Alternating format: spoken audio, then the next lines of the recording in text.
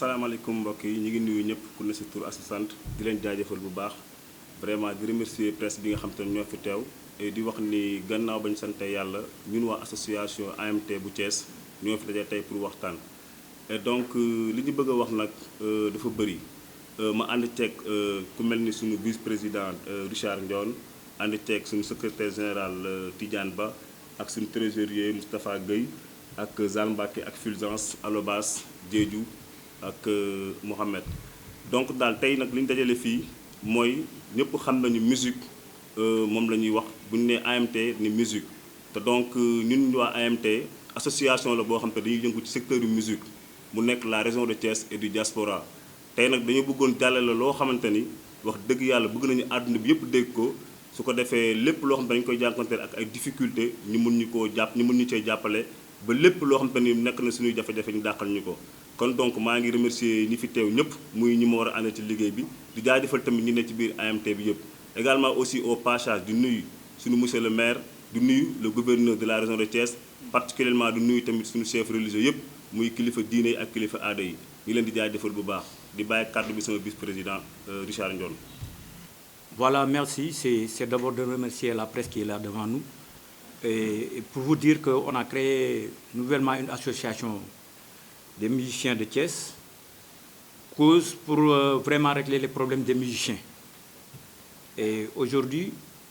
nous voulons vous dire que nous avons des perspectives à vous donner par rapport à notre association. Parce que les musiciens de Thiès se sont rendus compte qu'il faut se mobiliser pour pouvoir régler leurs problèmes, prendre notre destin en main. Cause pour laquelle nous voulons dire aux Sénégalais que Thiès s'est regroupé derrière tous ces musiciens pour pouvoir vraiment régler leurs problèmes. Donc, c'est la raison pour laquelle on a convoqué ces points de presse. Dieu merci que nous avons des projets à faire, nous avons des perspectives à faire et je vais laisser le secrétaire général, il va pouvoir développer tout ça. Donc, merci pour ce point de presse. Et il y a un problème aussi qui est là devant nous. Le problème du Covid-19 où les gens devaient répartir les sommes qui ont été allouées à tous les musiciens du Sénégal. Et dans ce partage, il y a un problème. Le problème qui se pose, il y a un problème d'ego. Et je crois que ça ne devait pas exister dans ce problème. Parce que nous sommes tous des musiciens. Quand on parle de musiciens, il n'y a pas le petit musicien ni le grand musicien. Donc il y a des gens qui se disent que voilà, que c'est nous qui sommes les grands musiciens, on doit toucher les grosses sommes. Alors, nous dénonçons ça. Et nous interpellons le ministre de la Culture pour qu'il vienne vraiment régler ce problème le plus rapidement possible. Parce que les musiciens de Thiès disent non. Il faut partager équitablement cette somme. C'est ce que nous défendons. Donc c'est aujourd'hui que nous voulons vous dire que vraiment on n'a qu'à partager cette somme-là équitablement. Et donc merci. maa ngi tudd Amadou Tidiane Ba, secrétaire général AMT, association des musiciens de Thiès. Donc comme ni mu ko waxee léegi ñu ngi sant ñëpp ñu ngi nuyu ñëpp di remercier la presse bi fi toog bon fas yéene jàkkaarloog yéen pour waxtaan ak yéen ci 3 points: la présentation de l'association, les perspectives, c'est-à-dire pourquoi la création de cette association, et waxtaan ak yéen aussi si fonds bi nga xam ne moo lëmb réew mi ñu koy wax Covid-19. donc ci ñetti points yooyu lañu bëgg a waxtaan ak yéen te bu ci nekk je crois que am na solo. bon mun naa ci wax un peu de manière ramassée. mooy association bi juddu na, c'est pour les musiciens de Thiès. def nañ assemblée générale bi, musiciens yëpp wuy si nañu, ñëw nañu, ñëpp joxante loxo pour comme ni mu ko waxee ñu jël notre destin en main. parce que àdduna bi nag gis nañ ne kenn dootul régler problème kenn ku nekk yaay jël sa problème nga régler ko sa bopp. te on s'est rendu compte que ñi nga xam ni ñoo nekk ci kaw jiituñu dañuy xaw fàtte seen bopp rek moo leen fi toogal. ñu ne nag pourquoi pas ñun mënuñu def suñu association booloo nekk benn ba nga xam ni lépp luy duggati fii dans la région de Thiès mais musiciens yi ñoo koy téyel seen bopp parce que gis nañ ni corps de métier yëpp noonu la demee te loolu pour nga mën a ko am il faut une bonne organisation donc ñëpp joxante loxo ñu pare pour loolu nag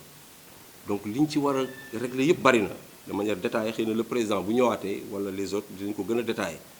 mais ñu xam ne de manière ramassée suñuy problème yëpp mooy lu jëm ci wàllu musique dañ ko bëgg jël suñu bopp di ko régler suñu bopp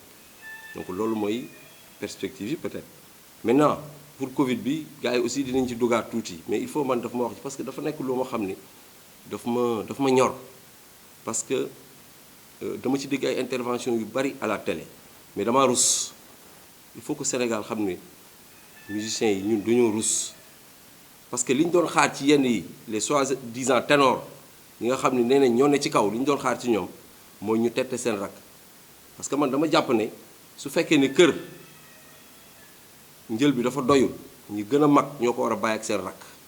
su fekkee ne ñoom taxaw nañu taxawaay bi ñu war a taxaw ñu doon xaar ci ñoom que bu ñu séddalee ba pare ne lii mooy wàllu musiciens yi ñoom ñu génne seen gafaka lu bari teg ko ci ne ñun ñoo ko dimbalee seen rakk mais dañoo rus parce que dañoo toog dégg ñu koy xëccoog ñun pas sax ñu tolloo mais dañu ko bëgg a lekk bàyyi ñu loolu nag nous disons non et nous interpellons les autorités de ce pays nous interpellons waa SODAV nous interpellons le président de la République parce que nag du xaalisu SODAV parce que répartition bi fi amoon gis nañ ni mu demee xel mën ko nangu parce que loolu dañ ko jëlee ci fonds de solidarité SODAV peut-être boobu bu tolloowul nit mën na ko nangu xëy na ki ëpp lu muy def ay prestations moom mooy dundal kees boobu mais kii xaalisu sénégalais yi ñoo ko dajaloo kilifa diine yeeg ñëpp dugal ci seen xaalis ne nañ ko jox sénégalais yi donc dañ ñu demandons un partage qui est équitable et nous interpellons toutes les autorités de ce pays-là pour que ñu teg ko ci yoon ku nekk boo ci am 10 francs ñu jox la 10 francs mais nag ñu xam ne aussi vraiment ñu yaakaaroon ne ñooñu war a tete vraiment dañu décevoir te war nañu. waaw AMT moom li ko tax a jóg mooy fexe ba musicien Thiès dara musicien région Thiès yi li leen warloo seen bopp li leen war ñu def ko fexe ba par exemple au niveau des instances de décision que ñu am fa baat ñu am fa ay nit yoo xam ne ñoo ñu fay toogal mais AMT nekk fi pour wax ay président bi ministre kii la war a choisir comme ministre comme parce que ministre bu fi ñëw da ngay indi politique da ngay indi sa politique bopp. duñ ci wax pour le moment quoi bis bu ñu toogee ba am ci benn kàddu boo xam ne ñoo ci déggoo pour wax ci dinañ ci wax bu soobee yàlla waaw mais ñun nekkuñu fi pour exiger kenn pour que ni ministre bi dafa war a dem wala warta dem parce que xam nga SODAV li muy liggéey il faut que nit ñi comprendre ko SODAV